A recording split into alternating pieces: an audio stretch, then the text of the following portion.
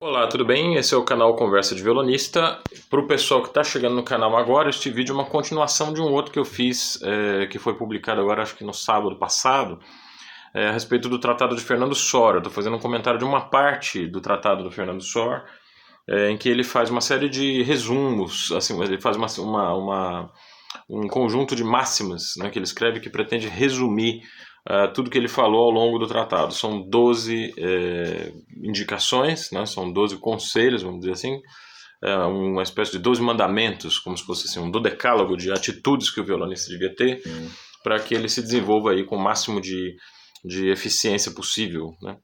Então esse é a continuação do vídeo que eu comecei a gravar e eu falei no vídeo passado, vocês procurem aqui no canal o vídeo número 69, eu comentei os 6 primeiros itens desse dodecálogo. E hoje eu vou comentar os 6 itens finais, tá bem? Espero que vocês gostem e confiram os outros vídeos do canal. Eu estou alimentando o canal aí com 3 vídeos por semana, toda terça, quinta e sábado, tá? Ao longo desse período em que eu estou colocando vídeos no canal, eu tenho tratado de alguns assuntos e vários vídeos em cada um desses assuntos. Um desses assuntos é justamente os tratados de música, que podem nos ajudar a compreender o violão de uma forma mais plena, de uma forma mais interessante. Tá? E o Tratado de Sor já foi alvo aqui de outros vídeos. Talvez uma das obras mais importantes surgidas na época dele, com certeza, mas como uma obra clássica que ela tem sempre alguma coisa para nos dizer quando a gente lê novamente esse tratado. Tá? Eu que já li várias vezes o tratado, até hoje eu encontro coisas diferentes que eu não tinha pensado, ou formas de abordar problemas antigos que não tinham me passado desapercebido. Então é um trabalho que tem que sempre ser lido. O grande escritor italiano Italo Calvino, no seu livro Por que Ler os Clássicos, ele fala que um clássico é um livro que as pessoas estão sempre relendo. Ninguém nunca está lendo um clássico, ela está sempre relendo o clássico. Quer dizer, ela já entrou tanto na cabeça da gente por outras fontes e por outros comentários que a gente tem aquela impressão do reconhecido quando lê uma obra clássica. Mas não é a impressão do reconhecido gasto, desbotado, é aquele reconhecido que é também uma novidade, que se apresenta para nós de uma forma fresca, autêntica, atual, importante, pertinente, né? Mas ao mesmo tempo ela ressoa em coisas que a gente já ouviu falar em outras paradas, né? Então chega de blá blá blá e falar direto aí do nosso item 6 do Dodecálogo. Só retificando, eu estou trabalhando com a tradução do Guilherme de Camargo, que eu já falei para vocês no vídeo passado. Chega lá no Google, digita www.guilhermedecamargo.com.br e vocês vão poder baixar esse trabalho, que é a dissertação de mestrado dele, que ele fez uma tradução comentada do Tratado do Sor. É um dos maiores trabalhos em violão e é uma alegria que exista uma versão em português desse tratado, porque, enfim, não são todas as pessoas que são falantes em francês e em inglês, né? A possibilidade de uma tradução comentada é bastante útil para a gente. O item 6 do Decálogo de Fernando Sor diz assim: nunca dar trabalho aos dedos mais fracos enquanto os mais fortes não fazem nada. A gente verifica isso aí pelo princípio da pestana. Ninguém faz pestana assim com o dedo 4, você faz pestana com o dedo 1. Então, se é necessário fazer alguma ação, alguma coisa que é importante a gente desenvolver alguma passagem, alguma coisa assim, é sempre interessante fazer isso com os dedos mais fortes. Muitos detalhes de digitação do estudo número 3 do Heitor Villa-Lobos são mais facilmente resolvidos quando a gente segue esse princípio, tá? O estudo número 1 do Heitor Villa-Lobos, por exemplo, a parte dos ligados, né, quando você vem para cá, muita gente questiona se a gente deve vir com o dedo 1 e 2. Quer dizer, todos os ligados é possível que sejam feitos com o dedo 1 e 2. A gente não precisa recorrer àqueles dedilhados malucos que vem com o dedo 4, e aí dedo 1 e 2, né? Isso aqui ninguém faz, né? Mas isso talvez tenha quem faça. 1, 3, 2, 4. Quer dizer, do ponto de vista do que o Fernando Sor está tentando indicar, isso seria uma loucura. O ideal seria você trabalhar com o dedo 1 e 2, que são os dedos fortes, e deixar o dedo 3 e 4 descansando, tá? Isso é interessante a gente observar como uma regra geral para dedilhados. Nunca dar trabalho aos dedos fracos, enquanto os dedos mais fortes não fazem nada, tá bem? Item 7. O item 7 é bastante complicado, é por isso que eu deixei esses 6 itens do Dodecálogo para falar em um vídeo separado. O item 7 é muito extenso, é um parágrafo gigantesco, que ele fala o seguinte: nunca cair em um erro muito comum que decorre de um raciocínio acertado no que concerne ao piano, mas muito mal aplicado no caso do violão. Isto é, não mantenha o dedo preso em uma casa por mais tempo do que a duração da nota que deve produzir. Vamos pensar num teclado de piano aqui. Você está tocando lá uma melodia, né? Uma nota é pressionada com esse dedo, a outra nota é pressionada com este dedo. Você tem que levantar o primeiro, porque senão o som desta tecla continua e invade a ressonância do dedo da próxima nota. Então, dó, rá, ri, rá, é sempre levantando os dedos da nota que já morreu, que a gente cria aquela situação de um som definido, de um som claro. Tá? O Sor era pianista também, então ele podia falar desse princípio com propriedade. Então ele fala, no que concerne ao piano, esse raciocínio é acertado. Tá? E ele justifica aqui, ele segue, né, seguindo a leitura. Enquanto o dedo pressionar a tecla do piano, as cordas continuarão em vibração. E o som, misturando-se àquele da outra tecla, produzirá efeito contrário à pureza da execução. Aquilo que ele está chamando de pureza é a clareza, não permitir que as notas se misturem umas às outras. Né? Mas, Sor diz, se 2 ou 3 notas consecutivas são feitas na mesma corda do violão, se a progressão é ascendente, a segunda abafa e termina o som da primeira, e a terceira termina o som da segunda. Se eu deixar cair o dedo que produz a segunda, ao mesmo tempo eu levantar o dedo que produziu a primeira, eu faço 2 ações ao invés de uma, e ainda corro o risco de levantar o dedo um momento antes, fazendo a corda solta soar, o que ao contrário de tornar a minha execução mais pura, daria a ela menos pureza. A situação que o Sor está descrevendo é essa daqui. Vamos supor que eu tenho, por exemplo, a nota Ré na segunda corda e eu tenho a nota Mi presa na segunda corda também. A aplicação do princípio do piano me diria que eu teria que levantar o dedo 1 assim que eu pressiono o dedo 3. Para o Sor isso é um risco, porque eu coloco... Se eu fizer o movimento de levantar o dedo 1 e o movimento de abaixar o dedo 3, se não estiver absolutamente sincronizado, eu crio esse ruído aqui. Ao passo que se eu deixo o dedo 1 quieto e eu faço só um movimento de descer o dedo 3, eu economizo energia. Tá? Se as notas são descendentes, ele continua, isso ainda é o item 7, tá? Se as notas são descendentes, ao invés de esperar pelo momento em que a nota deve ser produzida para pressionar a corda, eu já tiver o dedo sobre ela, não terei outra ação a fazer a não ser a de levantar o dedo da nota mais aguda. Quer dizer, o contrário, se eu estou aqui no Mi e tenho que descer para o Ré, se eu tiver que fazer esses 2 movimentos ao mesmo tempo, eu corro esse risco de haver uma pequena desincronia e não conseguir pressionar o dedo 1 a tempo, né?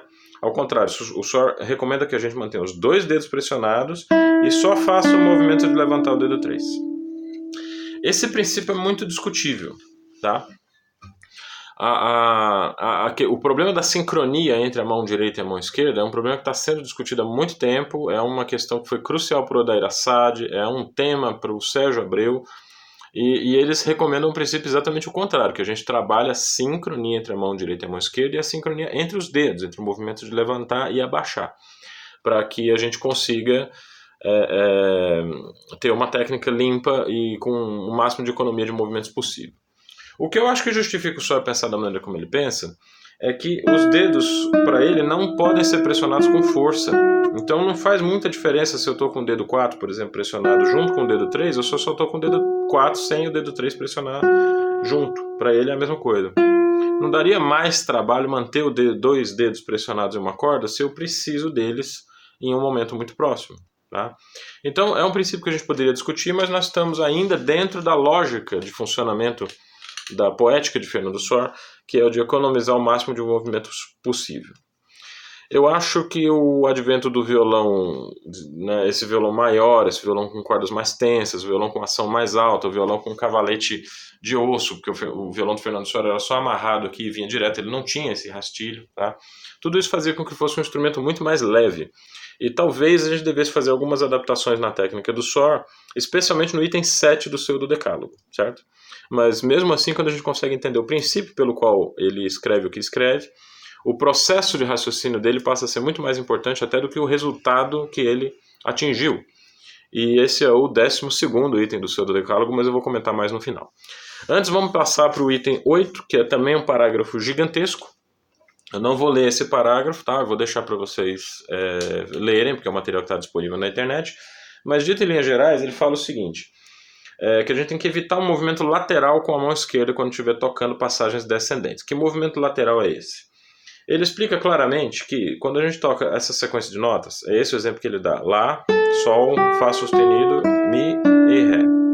Quando a gente faz essa sequência de notas, a nossa mão precisa permanecer imóvel e a linha que define a ponta do dedo indicador até o dedo 4 da mão esquerda precisa ser perfeitamente reta e horizontal às cordas.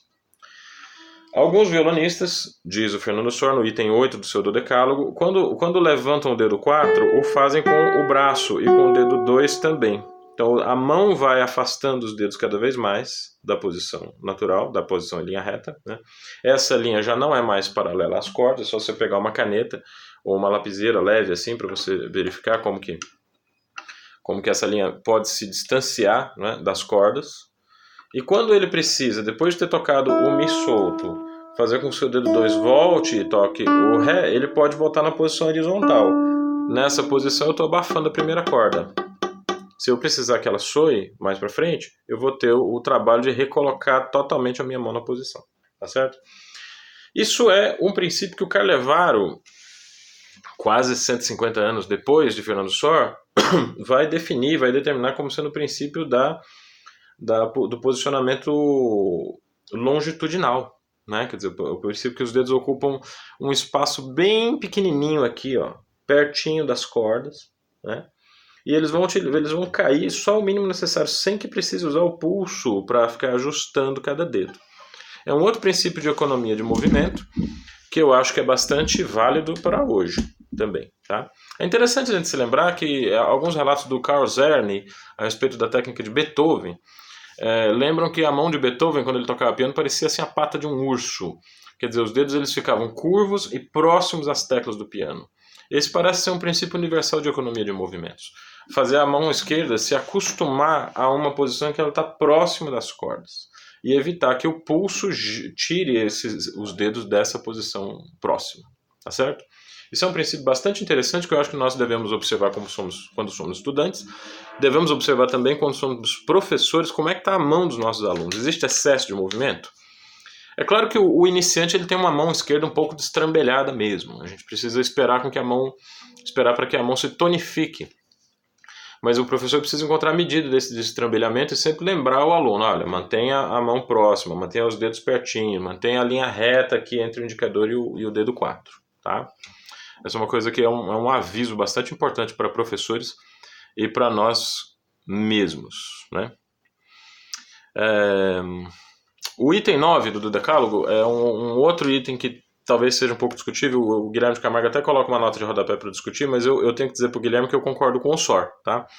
Diz o seguinte: quando se trata de uma grande distância na largura da escala e o dedo 4 prende uma das extremidades, tomar a outra extremidade com o dedo mais longo. Veja que interessante. Na verdade, o que o Sor está dizendo é que esse acorde aqui, ele deve ser tocado assim. Ele está dizendo que isto é mais fácil que isto. Por quê? Porque o dedo 2 é um dedo mais longo do que o dedo 3. Se o dedo 4 está prendendo uma das extremidades e eu tenho que pegar uma nota na largura, veja bem, ele falou na largura, não no comprimento, tá? Então eu tenho que optar por pegar essa casa com o dedo mais longo. Seria a mesma coisa se eu tivesse um dedilhado como esse, por exemplo, que é do double da suíte 997 de Bach, né? Pegar com o dedo mais longo.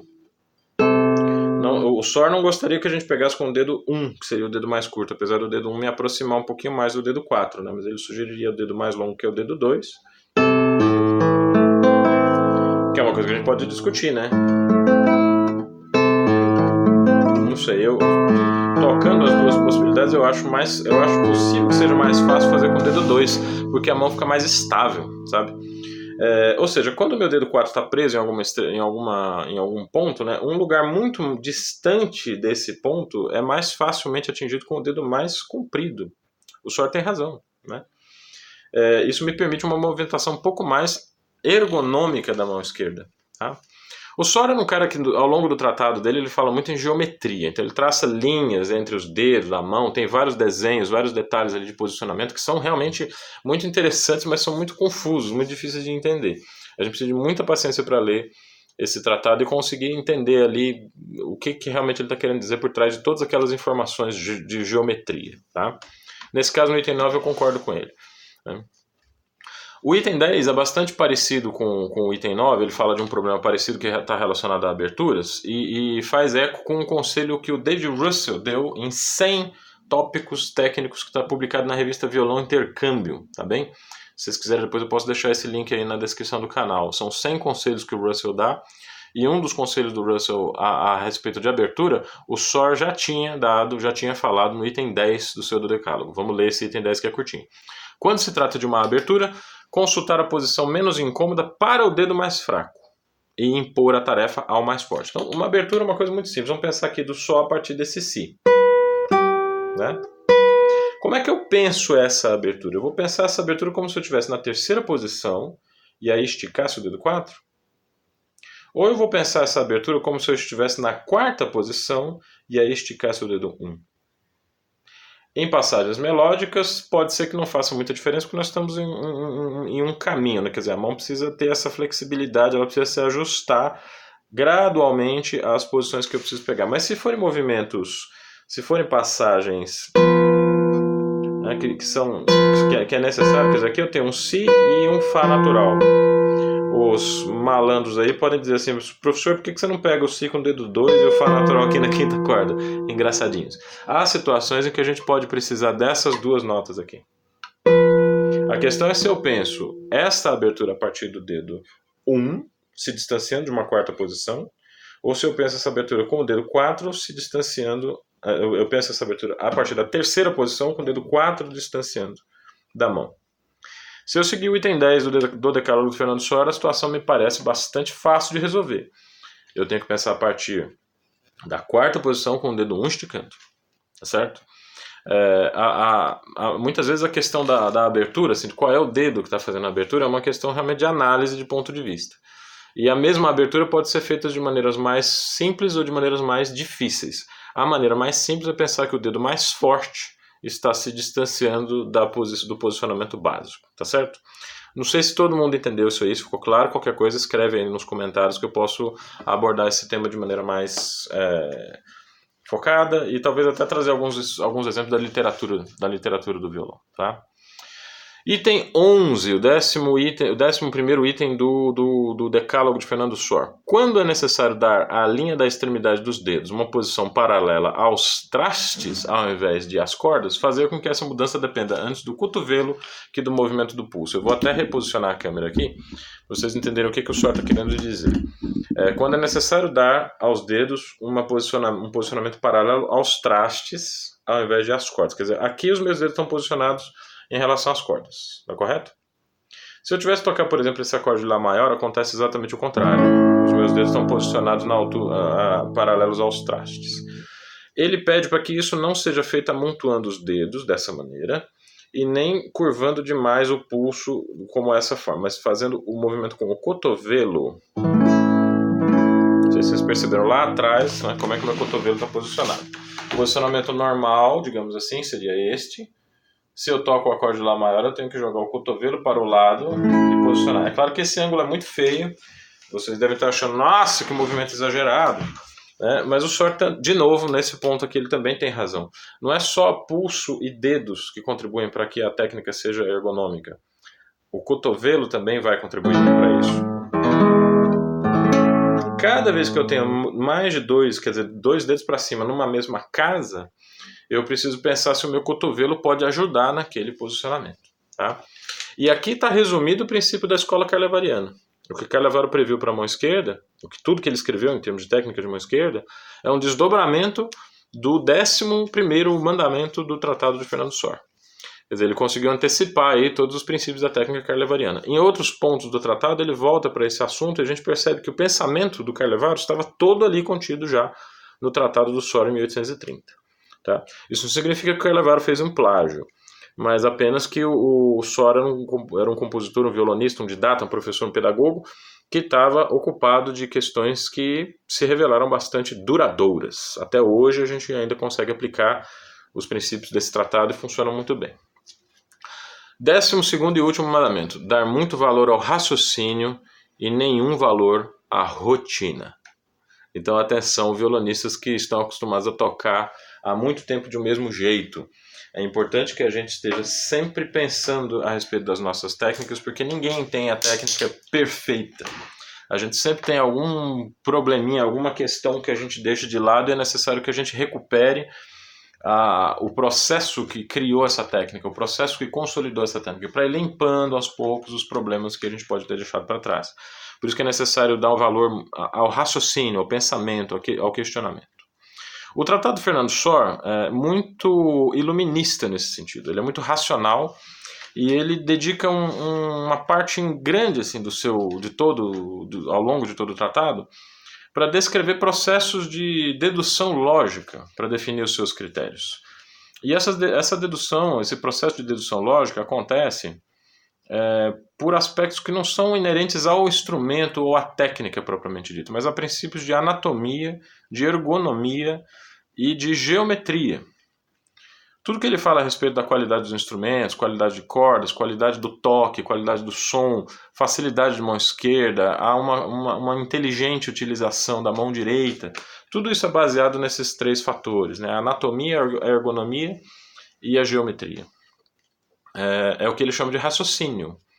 E a rotina é simplesmente você seguir aquilo que o seu professor manda você fazer, ou no caso, invertendo, né? O professor ensinar do jeito que ele aprendeu, sem questionar o que lhe foi ensinado, e aquilo passa a ser uma bola de neve. Os conceitos equivocados vão passando de geração em geração e a gente está atrasando aí a ter o violão como um instrumento desenvolvido, um instrumento maduro do ponto de vista da técnica, por causa disso. É claro que o violão hoje é um instrumento, as informações estão muito disponíveis. Só o fato da gente ter o Tratado do Fernando Sor disponível na internet já é um sinal de que há muitas informações disponíveis para todos. Mas quantas pessoas realmente leem esse tratado? Quantas pessoas realmente se aprofundam nesse texto? Quantas pessoas aplicam diariamente esses 12 princípios no seu estudo diário? É muito fácil responder essa pergunta. Você observa quem são os grandes violonistas e você vai saber quantas são essas pessoas. São aqueles que se detêm com mais detalhe, mais demoradamente, a cada um dos detalhes que o Sor está discutindo aqui. Tá bem? O vídeo ficou um pouco longo, eu peço desculpas, mas o conteúdo do Tratado do Sor também é bastante profundo. A gente não poderia abordar isso aí com um tempo muito curto. Eu sugiro a vocês então que procurem o vídeo número 69 do canal para vocês terem um panorama completo desse dodecálogo e tentem aplicar os princípios e aspectos que o Sor levanta ao estudo diário de vocês. A intenção com esses 2 vídeos foi poder contribuir para dialogar um pouco, né? Porque o Tratado do Fernando Sor é muito parecido com um tratado de filosofia. Você lê, mas o que faz a gente entender realmente é conversar com alguém que entendeu o tratado a respeito dele. Então eu espero ter deixado aqui à disposição algumas reflexões a respeito dessa obra que precisa estar no nosso estante de estudo, tá bem? Muito obrigado então pela atenção de vocês e até o próximo vídeo Conversa de Violonista, que vai ao ar sempre. A gente coloca um vídeo novo aqui às terças, quintas e sábados. Um abraço para vocês.